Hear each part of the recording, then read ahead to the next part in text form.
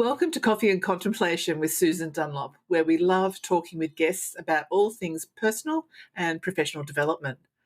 I'm Susan Dunlop, your host. Today, I'm delighted to introduce our guest, Brinn Langdale from North Carolina. Brinn is a licensed holistic psychotherapist, workshop facilitator, and soon to be published author in 2025. Brinn guides individuals through healing and self-improvement, offering practical tools and techniques for overcoming mental barriers. Her work spans a variety of areas, from managing the inner critic to utilising techniques like EFT tapping and inner child work. I've been in an audience of a podcast where Brinn was the guest with Empower Survivors in the US. And I found that given Brinn's talk was on such a vulnerable and personal topic, sharing her lived experience, she was relatable, open to questions, and conscious of the experience for those in her audience, and I really, really appreciated that. In my due diligence for today's episode, I found her website shared plenty of feedback. It's bright and light, and it shows her empowering approach to delivering her workshops and how she leaves participants with actionable insights to enhance their lives and leadership capabilities. In this episode, we'll explore how Brinn's experience and tools can assist in transforming personal trauma into growth, practical methods for self-development, and how these insights apply to leadership and mental wellness. Let's dive into this conversation and uncover how you can leverage Brinn's expertise to make impactful changes in your personal and professional life. Welcome, Brinn. Hi, Susan. Thank you so much for that beautiful introduction. I love having guests on this and really digging around to see everything that I can find because, I don't think I've ever had someone on that I haven't totally appreciated yet. You are a light in the work that you do. I know that from having listened to you. Oh, thank you so much. I am so grateful to be here, and I'm so grateful that our paths continue to cross throughout our work. And thank you for all the work that you do in the world. Yeah, thank you too. I've been thinking, and the flow of our conversation is going to be a gently winding river. And we're going to begin with turning trauma into growth, then move on to practical tools for self-development. And we're going to go into imposter syndrome and self-doubt, which I find interesting as having been a leader myself of an organisation, and also the inner critic regarding leadership and its impact on mental well-being on leadership. But what I thought first is I have mentioned you've got lived experience and what I've listened to you speak about in the past. Would you be open to sharing some backstory, at a high level about the trauma you experienced and have done work to heal from? Because that might help us move into those other themes a bit more clearly. Yeah, absolutely. Yeah, because the work I do now is definitely stems from what I experienced in childhood. And so growing up, I grew up in a very loving home, very, kind of middle class, white, suburban. We went to church on Sundays, you have hugs and kisses, and you left and came in the door, and very, very loving, supportive family. And I think, like a lot of people, also had some really negative, adverse experience in there also. So there was physical, emotional, even sexual abuse happening in my household. And unfortunately, that is all too common for a lot of people. And, we always think trauma looks one way, but, that's not true. Trauma impacts so many people and so many different demographics, and so just having that awareness, I think, is really important when we do talk about trauma, is that it can impact anybody. So I coped as well as I could throughout my teenage years, which was not very well. And it's kind of this poster child for trauma. I dealt with a lot of eating disorders and self-harm, a lot of substances, unhealthy relationships, you name it, really. And in college, it really just came to a head. And my long-term boyfriend was kind of like, I don't want to deal with this anymore. and I say now, he had the courage to tell me, hey, this isn't going to work for me unless you make some changes. And then I had the courage to listen to him. It takes a lot to be able to be on both ends of those conversations. And, we really loved and respected each other. And so I took it to heart, and I actually went through a leadership training. So it wasn't a trauma training. It wasn't a let's go do a bunch of therapy training. It was an 8-day leadership training called Leading from the Center. Ah. And the idea here is that you you move through whatever the blocks are from you leading from your center. So I had lots of blocks. I had lots of things Mm. blocking me from leading from my center.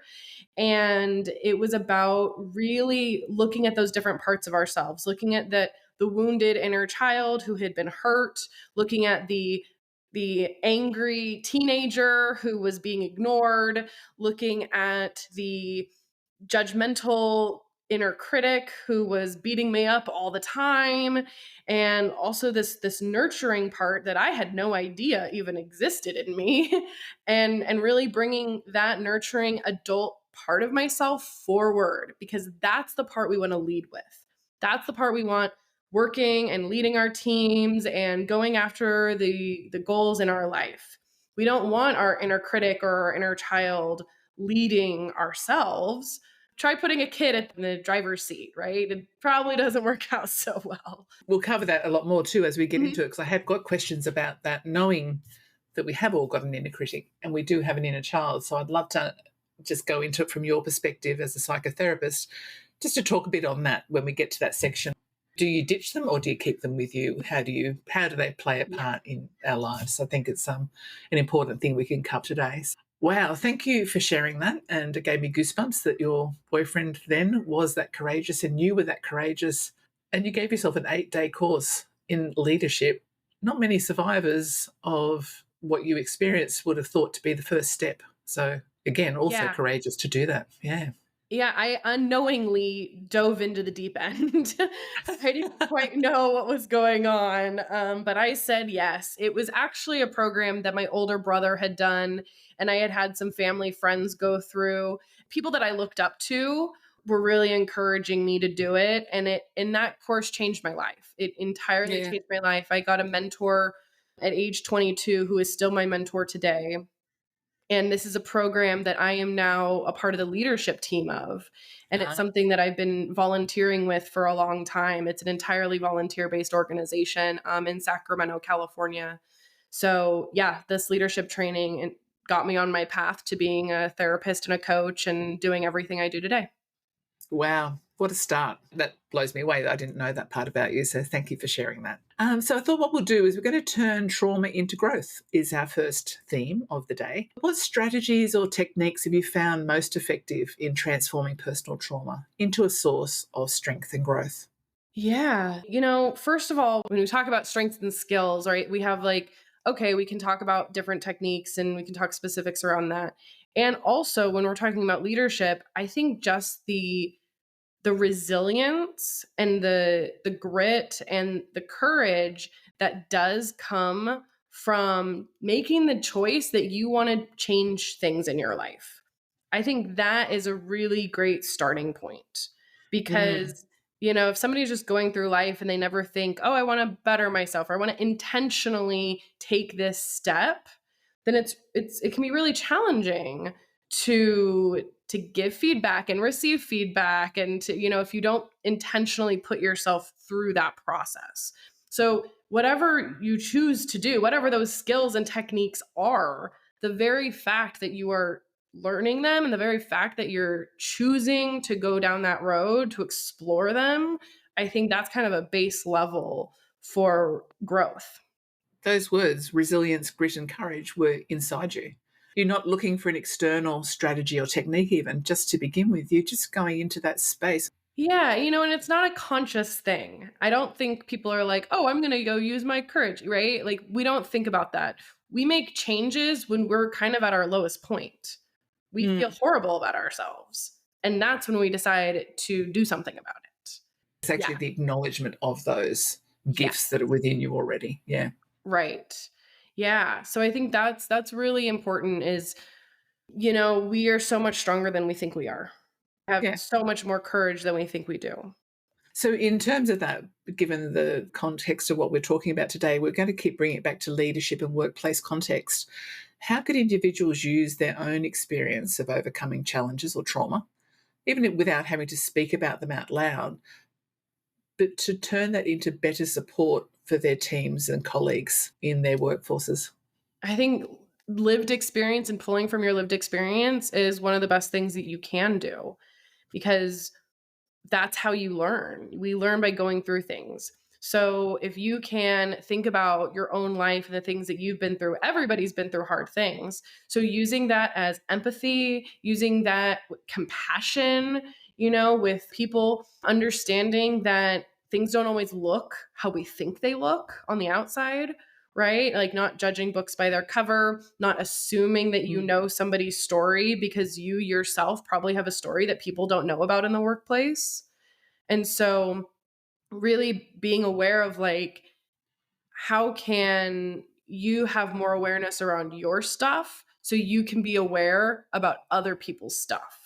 Yeah, that we're all on this journey together and we've all got our own experiences that we bring to the table, don't we? That we can draw from. 100%. And Yeah. those skills, I know they used to be more referred to like as soft skills, right? I don't know if we're saying that anymore, but the idea of empathy, compassion, emotional awareness, emotional intelligence, these are so vital. And this is what's going to keep people staying working with you. If we don't Yeah. have empathy, compassion, or any sort of emotional intelligence, emotional awareness, then people aren't going to want to be around you because you're not going to feel like a safe person for them. And so the more you can work on those skills in your own self, the better that's going to play out for your work life too. I've been in the workforce for quite a few decades, and gosh, it's changed. It is more emotionally intelligent, and people are more conscious of being able to be compassionate in the way they work with others or listen to others. And that's what drew me to my work I do now, is that I can see all the stuff that wasn't there that I wished I had back in my early era, because I didn't have that ability to look into my resilience, grit, and courage. I worked as a scared teenager, not knowing whether I was going to be good enough, not going to fit in, all of that. And I carried that through probably into my 20s and 30s in the workplace. Gosh, it made it really hard to operate that way. But yeah, as I've moved into my own role of leadership and beyond that, out the other end, to understanding myself better, it gives you that feeling that, you know what, it's okay to practice the soft stuff, the be vulnerable, to have the conversations that might have probably made you run and hide and never have back in the old days. Mm-hmm. Practical tools for personal development. So I'd love to hear about your practical tools, Yeah. and maybe you could elaborate on some of the tools you use, like the EFT tapping and inner child work. I haven't had much to do with those. I probably did maybe 15, 20 years ago, but I haven't really had much to do with that myself recently. Yeah, I am all about tools and resources. I always say, like, I don't understand how people just like get through life. I need so many tools in order for me to get through every day. So, one of the first and foremost tools that I've always used, always, even going back to childhood, is writing. Whether that's writing to-do lists to keep myself organized so I don't, go crazy in my head, or if it's just writing to vent and get something out, writing to get perspective on a different situation, writing to understand my feelings because I don't know what's going on with me. So I'm going to write about it. And then by the end of it, I'll have some clarity. I think especially this day and age with so much technology, we don't value the pen to paper writing. And something can be said for like opening a Word doc and busting out some pages, but taking the time to do that, I think, is so incredibly valuable. And it's basic, it's simple, and it can help illuminate so much that's going on inside us that might not otherwise be illuminated. And so, hands down, journaling, to-do list, rant lists. I write letters to people that I never send because they don't want to hear the thoughts that I have to say, but it allows me the space and the safety to do it. And so Mm. then I can go back and then I can have that conversation in a level headed, mature, respectful way. But having a safe place to allow myself to get everything out is a huge gift I give myself, because otherwise we're Yeah. bottling things up and and shaming ourselves. Oh, I shouldn't think that about them, or I should be nicer, or things like that. No, in the privacy of your own journal, say whatever you want to say and then bring your adult forward to go do something else. It makes you stop going in a spin cycle, Yes, because the thoughts don't go away, do they? If you keep on leaving them in your head, rather than exactly. funneling them out your hand with a pen onto paper, I feel that can make me not sleep. It can keep Yeah. me in that worried zone, that I've got something I need to still fix. And I think journaling is also, you reminded me, I've journaled for quite some time, and it does. It always helps. Yeah. Yeah, it always helps. And so, yeah, one of the things is if you can't sleep, turn on the light and start writing. Write whatever is in your head. And that can be a great tool for sleep. I've done that so many Mm. times. And then once I'm done, I'm like, okay, turn off the light, go to bed. It's totally fine. Um, and then you mentioned a couple things. You mentioned parts work, and then you also mentioned EFT. So EFT, emotional freedom techniques. It's a technique that is similar to acupuncture. So acupuncture is where you kind of take the needles and you put them through different energy points throughout the body, and it helps release pent up energy, release pent up emotions, helps with anxiety, depression, all sorts of issues, pain, like physical pain. And so EFT is very similar, but instead of using needles, you use your fingers to actually tap on specific parts of your body. So, like, I will tap on my forehead, on my cheeks, on my chest, on my ribs. And then I go through that as I am verbally releasing, like, I have so much anxiety right now. I'm so stressed out right now. Oh my gosh, I have so much anxiety. And I will physically release these emotions. And I swear, by the end of it, it's like, whew, okay, I'm good. Moving on, moving forward. No issue here. Like, it is like magic. Wow. So is it that you know where to tap on your body Yes, to be doing that? there are specific points that you want to tap on. Anybody can, do a quick Google search and find this out. I have a really good friend and tapping mentor, and she runs the Emotional Freedom Technique Academy, and she has tons of free YouTube videos, tons. It's called Oh, Tapping with Steph, and she has an app you can use. And so that's who I've studied under for years, and I do lots of work with her, and I highly recommend checking it out because you can gain a lot of relief in all different areas by doing some tapping. okay. And you referred to parts work in reference to me saying inner child work. So it's Yes. now called parts work, or has it always been called that? Yeah, so parts work is kind of an umbrella term for any sort of coaching or therapy where you take these different parts of yourself and think of them as their own personalities. So, your inner child, think of this actual, like, little kid personality that is within you, or this inner critic. This inner critic has their own personality that is within you. This adult has its own personality within you. I specialize in parts work. And this is what I learned when I went through that 8-day training 15 years ago. It is my bread and butter. It is my number one healing technique, the thing that I absolutely love talking about and I love sharing with others. And that is because when you look through your life through the lens of parts work, everything makes sense. Yeah, Everything okay. makes sense. So, say you have a goal of, like, going to the gym, but you find yourself sitting on the couch. You might be like, "Why am I so lazy? Why aren't I motivated enough? Like, what's wrong with me?" Right? Well, you probably have this part of yourself that doesn't want to go. And that's okay. But now let's explore why. Is it because they're scared? Are they embarrassed? Do they not know how to use the equipment at the gym? Are they afraid something bad's going to happen? What happened last time they got in shape? There's all of these very logical things that are going on for that part. If we look at it only through your adult lens of, oh, I want to get in shape and I want to be healthy, then maybe sure it doesn't make sense. But if we start looking at why this other part doesn't want to go to the gym, it starts to make absolute perfect sense. I've known other authors or doctors of Ayurveda who have talked about inner child work and created frameworks even to Mhm. use as tools to work through that. But I think a lot of us would not really think of doing inner child work outside of those who go, oh, I have had trauma. So people who Mm. don't feel they've had trauma will go, oh, that's just something people who've had trauma do. So it's something that we can all do.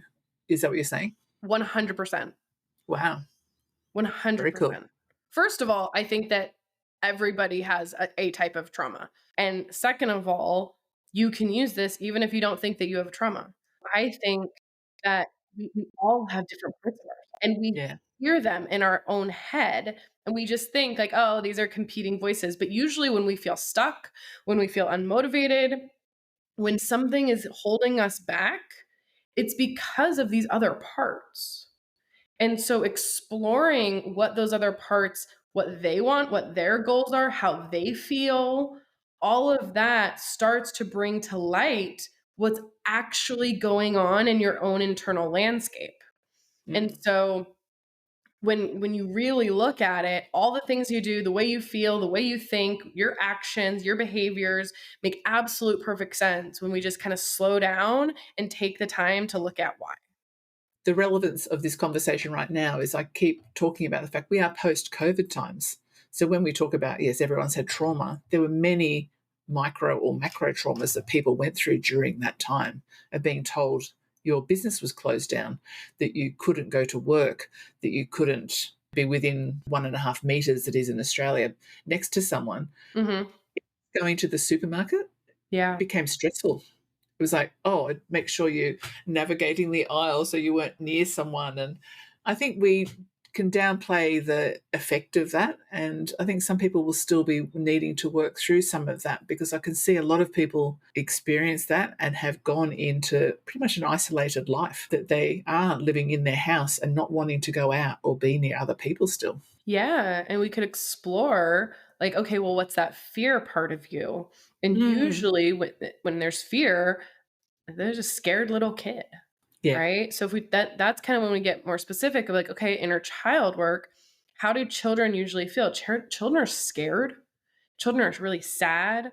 They're rebellious, they're angry. And not to say that like your adult self can't be those things either, but usually, when we feel really strongly about a situation that might not warrant the situation, right? Like if we're like, wait a second, my reaction is way bigger than the situation calls for, that's when our inner child is being triggered. There's always a risk. There's Yeah. always a risk. Being a human is taking a risk. So we have these different parts of ourselves trying to protect us for our own survival. And that's also where the inner critic comes in. So your inner child is trying to protect you from being hurt. Then your inner critic is really trying to protect you and helping you survive. And so let me kind of unpack that for a second because you spoke about imposter syndrome. Mm. Do we have a green light to go there? Do we want to finish what we're talking about? I think we're probably going to go there now anyway. So I was just looking at what else I was thinking to ask you, but I feel like we've covered that whole aspect there of the inner child. And then I was going to talk about inner critic and leadership. And in that is that space of the imposter syndrome. You tell me what you want to talk about there straight up, and then Yeah. we'll go from there. So I believe that, like most things that go on in ourselves, the imposter syndrome is a combination of our inner critic and our inner child. And what happens is the inner critic part says, who do you think you are? You think that you're qualified for this job? You think you're qualified to manage these people? Really? What is this? This is ridiculous. You're just a kid, right? Or you're just a punk kid, or whatever it is. So this critic part is actually trying to protect you from looking like a fool.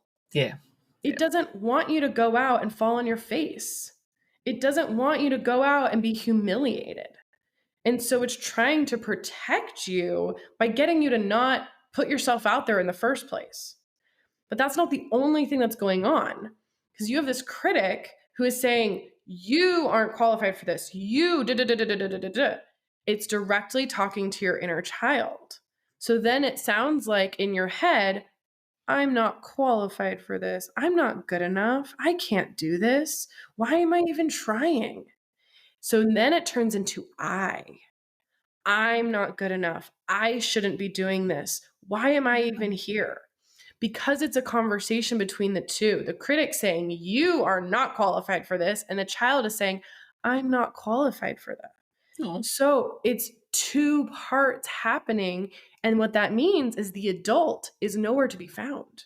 no. How interesting. I know the inner critic and those types of words very well, but I hadn't connected it to be in conversation with my inner child at the time. I hadn't seen that as being the inner child. I felt it was being the trying to be brave adult me, having that badgering by the inner critic. Yeah, because if we kind of just listen to one of them and ignore the other one, they're gonna get louder. The little kid's like, "Hey mom, hey mom, hey mom, hey mom," right? Like you probably. I mean, I'm not a parent, but I've seen it, I right? feel it. I feel that in my bones, that one. Yeah, right. They're gonna get louder instead of trying to just push this kid away, ignore it, pretend it's not there. We need this adult to come in and say, "Hey, I got you." It's not your job to go to work. It's not your job to manage these people. It's my job. I'm fully qualified because I got this position in the first place. Thank you, critic. I'm good. Yeah. I have experience with this. And if I'm new at this, I get to learn and I get to ask people for help. And that is what's going to make me a good leader. Because if I am leading only from my critic doesn't want me to ask for help. My critic wants me to do it all on my own and not delegate to anybody else because we can't trust anyone else to do the work. And the critic is going to have you isolated and alone, working overtime by yourself on holidays, right? Like, but your adult is the one that can see, hey, I need to ask so and so for some advice on this. Or, hey, let's do a group call where we can get everybody's input on this because I want to collaborate. Or, hey, you know what? This is the second night in a row that I've worked overtime. Tomorrow, I'm making sure to leave at the appropriate time because of my mental health and because my family is important to me too. Right. So, like, having the bigger picture in mind for how you want to live your life is really the adult's job. They're the mature decision maker. Whereas the critic is going to have you, right, like nose to the grindstone 24/7.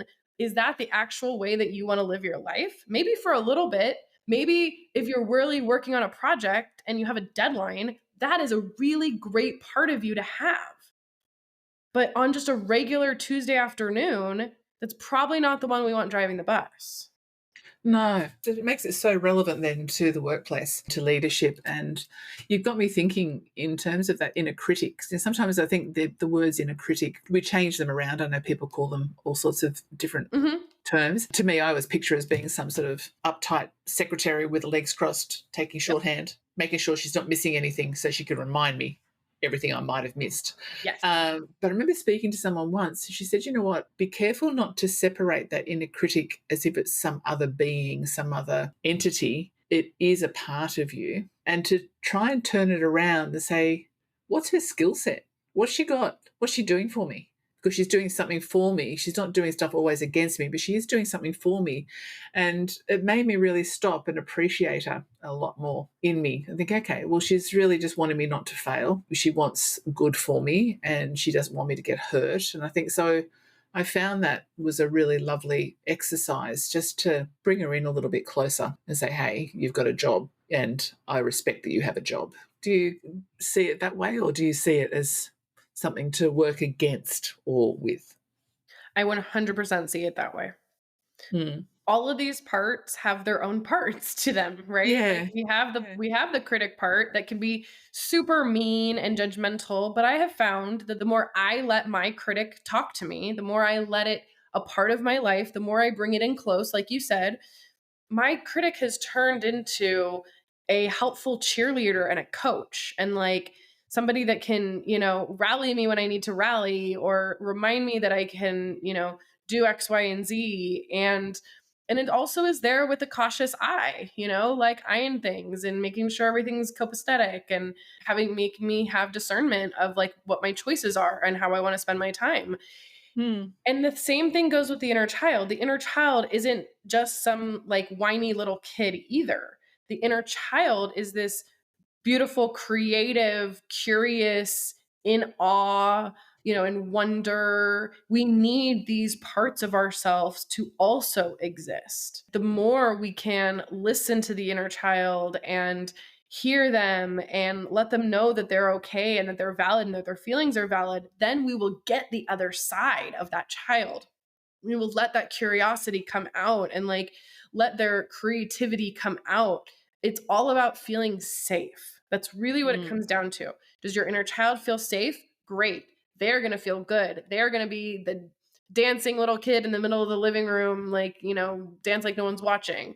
And then, same with the critic. If the critic feels safe, the critic's gonna let you do whatever you want to do, and like they're just Yeah. gonna kind of sit back and watch and like make sure everything's okay. But the way you gain safety is by strengthening that adult, Yeah. because the kid is not going to feel safe if there's no adult, right? That makes sense.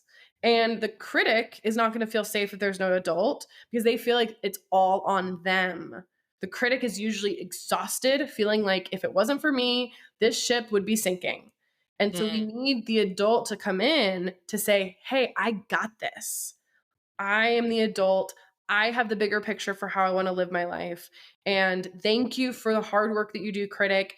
Kid, thank you so much for talking to me and letting me know how you feel. I am here for both of you, and let's do this together. And it's funny, those words that you said, that the inner child's qualities and gifts and all of that. You can see how when there's been a lack of safety, through trauma or of any type, that the trust falls away. But then I've seen it come back out again when people have actually done the processing and done the healing or recovery work. And those words are now being spoken, the curiosity, that awe, being interested in the wonder around us. It's such a lovely thing to give back to yourself if you've managed to keep that hidden because you haven't known how to process it. So, yeah, that work that you're doing will be so valuable across leadership teams into learning and development to fit that in. We are weaving our way through all of this. And so, whether you're leading or being led, where do you start if you wake every morning and feeling like an imposter? Are the words that greet you internally not kind to yourself? What can you do to move beyond that? Because I see that a lot of people would be in that space. I think, well, probably I can energetically feel it in some people. Yeah. Yeah. And unfortunately, I feel like that is so much the world that we live in sometimes. And I think there's a lot of factors that go Mm. into that, right? Like I think especially parents of young kids, like there's so much stress, and because there's not a lot of free time or caretaking time or self-care time or things like that, or finances stressful, job stressful, like there's so many factors. So the first thing that comes to mind is giving yourself that time and space to take care of yourself. Because the number one way that I say is the best way to strengthen this adult self is to start caring for yourself. Because a lot of times, our critic or our inner child are the one driving the bus, because that safety isn't there, that care isn't there. And so whether it's, doing 5 minutes of quiet time to yourself, or doing that journaling to yourself, or, you know, having the courage to ask somebody for help, and going and having a 50-minute session with a therapist once a week. These things matter, and they do add up, even if it doesn't feel like it. So it's hard when you don't feel good about yourself to care about yourself, but that is really such an important place to start. Mm. And so that's an important place to start. And then second is take inventory of those thoughts. Write down what you are actually saying to yourself. Because if you can look at it in black and white on paper, what you're actually saying to yourself, I mean, I have people, they start crying if they just look at that, because Mm. they cannot believe how mean they are to themselves. And they would never say that to somebody else, but they are saying to that to themselves kind of subconsciously. Like, people do not realize, I didn't realize how much my inner critic beat me up all the time, constantly. constantly. And I was a good achieving person, like, right? Like, good at sports and good at school and, things like that. And my critic was beating me up all the time. And so, of course, you're going to feel bad if you have this part of you that is just constantly telling you how terrible you are. Mm. So, I would say take inventory. See if you can care for yourself and take inventory and notice what you are saying to yourself and start to catch it and start to Yeah. shift it. And then look at what is the reality of the situation. I say that all the time. What is the reality of the situation? Is it a reality that you're an idiot? Is it, but like truly, truly, truly, truly, like 100%, is this a 100% fact? I don't think anybody can say they're 100% fact an idiot, right? Like, No. No. Yeah. no. We all have gifts. We all have achievements. We've all done things in our lives that prove that that's not true 100% of the time. Sure, maybe you made a mistake. Okay, you made a mistake. But does that mean that you are that 24/7? Probably not. No. Yeah, it's just bringing it back out and taking that break, I suppose, even by putting it out in writing, you're giving yourself that pause to look at it from a different perspective, to Yep. come out and helicopter over it a little. It made me think too, there's a Jacqueline Brooker who I've been working with. She runs masterclasses on public speaking here in Australia. And she was talking to quite a big audience of people as part of this program I was in recently. And she said, should we all have the dialogue going on that there's so many of these thoughts that can be flooding you, and you may tune into one, but in between that, there's a whole bunch of other little ones, going on. And she said what she recommended we do was get a sheet of paper out of a notebook and draw a line down the middle and just dump every mean thought that is coming to you about yourself right now. Like, someone doesn't love me, or I'm really bad with money, I can't speak, I can't do, I can't, I'm not, I am, I'm all these things. Mhm. And then she said, opposite on the other side of the line, write the opposite to that. Mhm. And then fold the page down the middle and keep that page of the positive words in sight. And I remember we did it as part of that program, and I had it sitting here, and some of them can actually make you feel a bit teary because you're thinking, it's okay. Well, it's probably the little me going, it's okay. I am okay with doing this. Or, there's a few different, definitely it's about writing, isn't it, though? It comes back to journaling a lot, or to writing the words. As they say, your mind connects to your heart through your hand. Mm. And I think quite an interesting message coming out of what you've been sharing. Yeah, I think it's important that we need to go back to that, Yeah. because otherwise we're scrolling, and that's not Yes. great. Yes. Imagine journaling for 10 minutes versus scrolling for 10 minutes. Yes. And if you start to get curious about what your different parts of self think about scrolling, you'll probably have some pretty good clarity about what's going on for you. That'd be a good So one. Are you going to do a workshop on that? that's a good idea. I think you need to put that up somewhere, because that would be really helpful for a lot of people, I think, right now. Mhm. Um, so, any advice you have for leaders struggling with self doubt or imposter syndrome beyond that, the journaling idea, or otherwise, if someone's unsure about coming to see you with these type of struggles, what guidance would you give them to make that an informed decision and to make that call? Because I think a lot of us go, I will get help. No, I won't. I will get My help. my No, I eloquent advice is just do it. won't. The Nike method. Exactly. I love that. Yeah, like it's important to be able to get curious about yourself, to want to know about yourself. And if you want to lead people, you have to know them. And if you want to know them, you got to know you. And Yeah, there's for sure. no better way of getting to know you than having somebody reflect back what you're saying, what you're doing, what your actions are. And a lot of times, the best leaders out there right now have coaches, Oh, for sure. hands Yeah. down. And they Yeah. have for like the last decade at least. But talk to anybody, they will have a mentor, they will have a coach, they will have a therapist, they will have somebody that they talk to that is in a different perspective than they are. And that's the important part. Yeah. So whether it's this work or other work, it doesn't matter. But getting that perspective from somebody else is so vital to your own growth and success. Oh, for sure. And you can hear yourself when you start to speak to a mentor or a coach. You actually start to listen to yourself saying the words and knowing that they're not going to judge you. And I think that's where your mind opens up to different possibilities and you can see things from that just a different point of view about yourself and how you were thinking and how you can shift that thinking. Yeah, 100%. And I think you mentioning like the non-judgment piece is so important because like we're humans, we're so terrified of how people think of us. And that's a very evolutionary thing. Like we would, not survive if we got kicked out of the clan, back in the day. And it's very evolutionarily structured that we care about what other people think.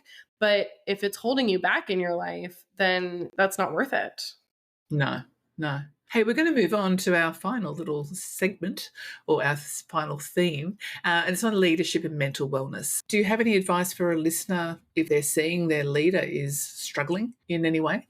I would just be vulnerable and have a conversation, even if it's hard. One of the most powerful things you can do is to get comfortable being uncomfortable.